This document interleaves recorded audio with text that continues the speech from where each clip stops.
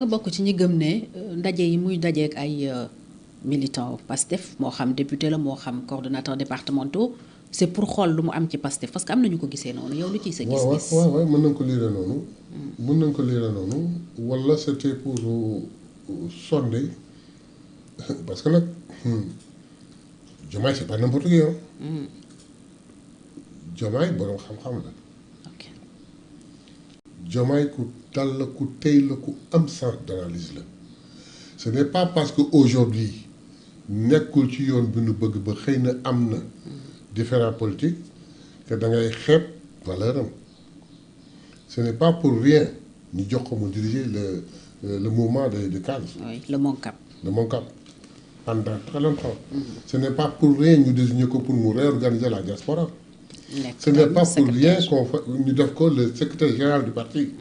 Ce n'est pas pour rien ñu choisir ko comme candidat du parti bu ñu fàtte ni borom xam-xam la ku amoon sens d'analyse la ku mën la tax mu woote alors que pendant 2 ans dafa ko pourquoi aujourd'hui il y a que lui qui le sait exactement mais ñun mën nañu interpréter. yow noo ko interpréter. man li ma ko interpréter mooy damay gore nag damay gore ba gore yam dañ ko doon wax ni que mënoo falu pendant 2 ans nga sore parti bi recevoir benn instance parti bi.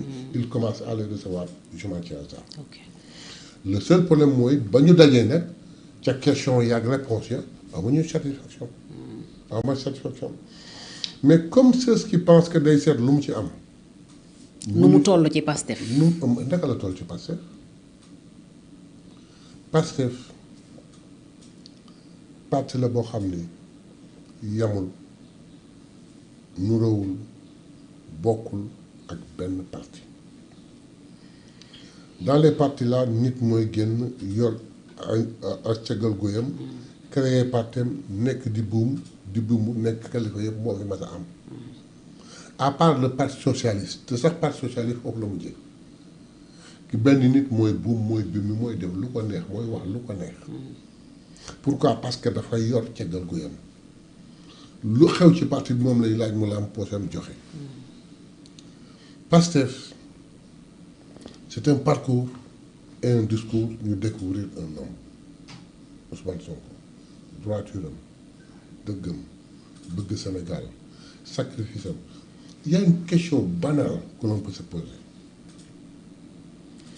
il y a les inspecteurs des impôts yu ñuy jiñ milliardaire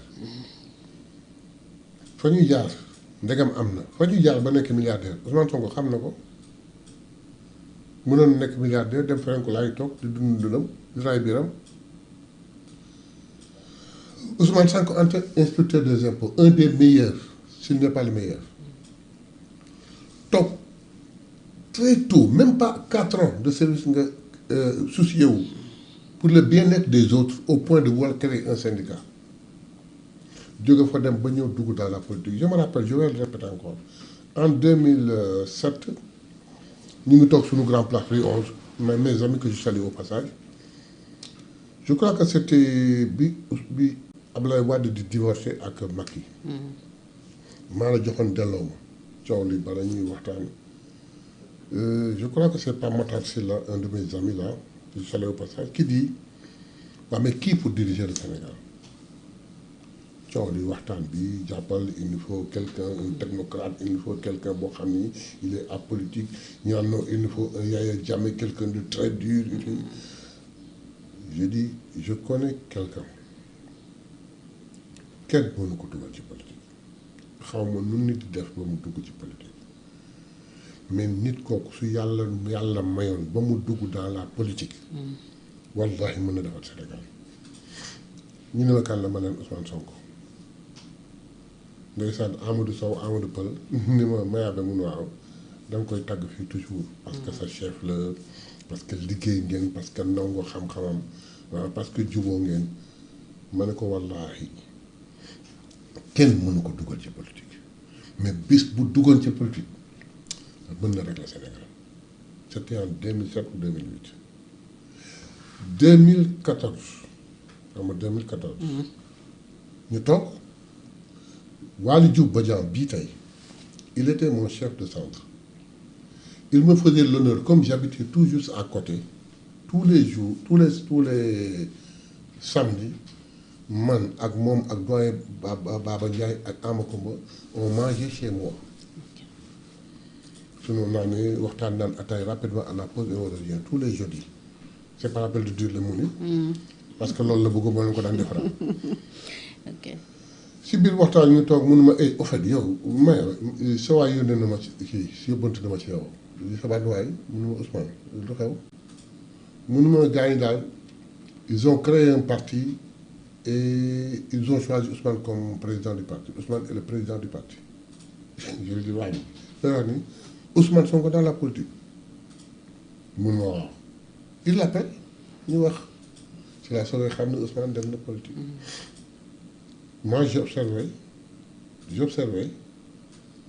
mais bi ñu waxtaanee ma ak moom parce que dama ko delloo lu ma waxoon en 2002 parce que en 2002 j'étais investi dans la liste départementale de Dakar avec les Mansour Tambédou les Abdoulaye Diop Matar et consorts. On m'avait investi comme candidat suppléant à la députée. Mais bi mu gisee affiche bi mon ami mon député il s'est marré en me disant grand tu fais de la politique. Mun ma tu ne peux pas xajaloo ci politique la fa nekk. Donc loolu laa ko renvoyé ni ko waa saa waay non man ko politique la ca nekkoon moo fi nekk ba tey de. Mais sa réponse a été claire. Je viens avec un autre style. Si le Sénégal me suit je continue au cas contraire ma xam ne j'ai essayé. mooy révolution bi muy wax. mooy pour jubal jubante bi. léegi nag pour revenir le parti Pastef mooy du nit ay toog parce que yaa yor alal bi parce que yaa joxoñ non xalaatal wóolu nañ la organiser gëm nañ la projetel gëm nañ la yow bëggal rek mais les gens se posent la question la première fois qu'on a fait benn estimation une manifestation qu'on devait faire qui devait tourner autour de 200 millions. Les gens se posent la question, qu'on est gelé Khalis. Mais il y a des penseurs dans Pastef quand ils ont dit on va demander au peuple, c'est du n'importe quoi. Nous avons réussi les fundraising. Ben anecdote, bi ñu demee fale arena basketball bi ñuy génn tout le monde était satisfait ma génn juste ay groupe bu xale dogale ma doyen ma yore ngi nii na ngeen def ça va kër ba vous avez été content ñun très content mais doyen nga joxe 1000 francs toog déglu Ousmane Sonko pendant 3 heures de temps li mën nañu ko def fekk 3 mois chaque esprit boobu la Pastef parti amu ko politique. ensuite Pastef est le seul parti bu am ñetti compartiment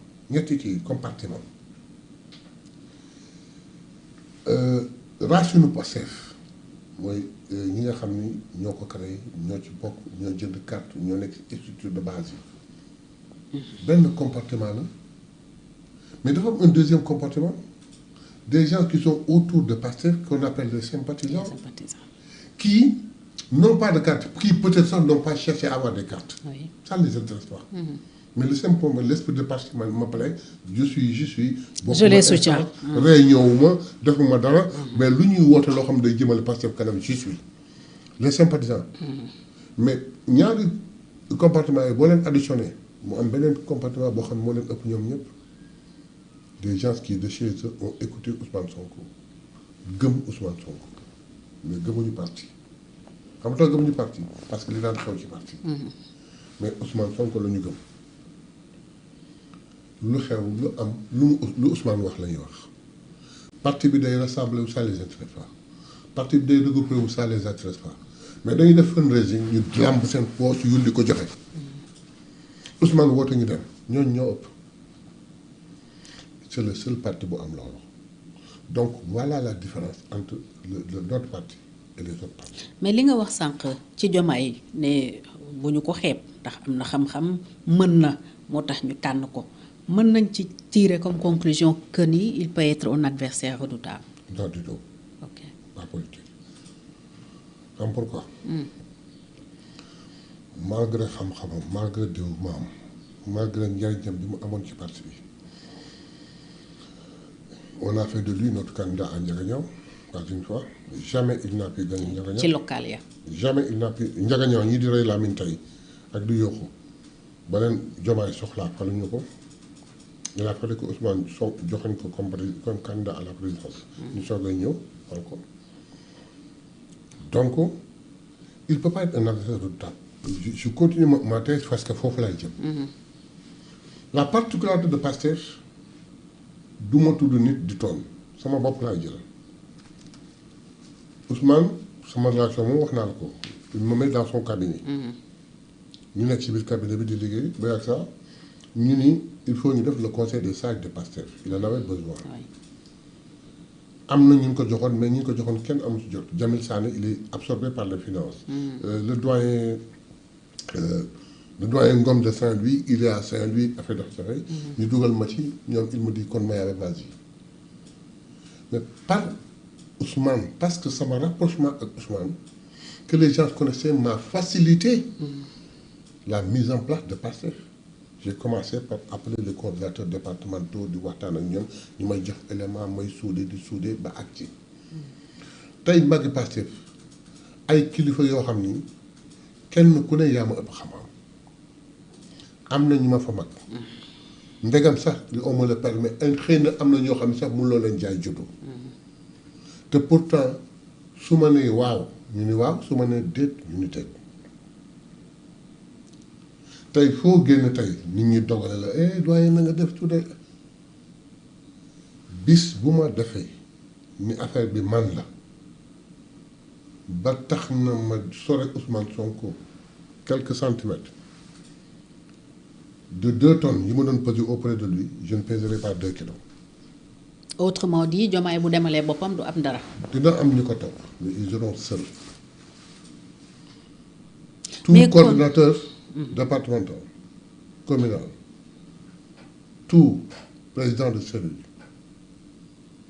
tout président de mouvement, boo xam da ngay décrocher dem tu iras seul soo administré woon 2000 personnes doo dem ak 10 personnes. et cela sa bopp rek ngay yóbbu. et cela ne nous apprend guère xam nañ ci dara ñoom li may wax ñoom ñoo ma gën a xam. mais kon lan moo tax ngeen di insister ci mu jàppale la candidature